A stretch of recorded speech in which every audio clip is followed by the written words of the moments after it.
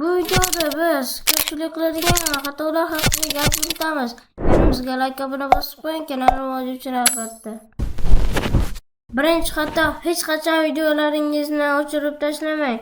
Aslida videolaringiz kuniga 5000 ta prosmotr olayotgan bo'lsa, bu yaxshi degani. Agarda siz videoingizni o'chirib tashlagan bo'lsangiz, juda katta xato qilgansiz. Nimaga aytayapman? Chunki undan keyin yuklagan videolaringiz 102 ta prosmotr olishi mumkin.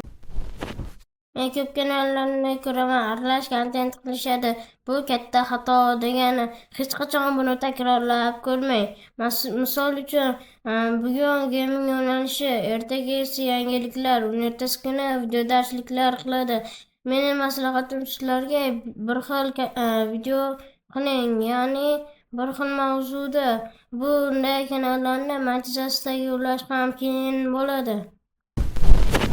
Sizga preview kerakmi? Unda bizga murojaat qiling. Previewlarni xilma-xillardan yasab berishimiz mumkin. Xayr.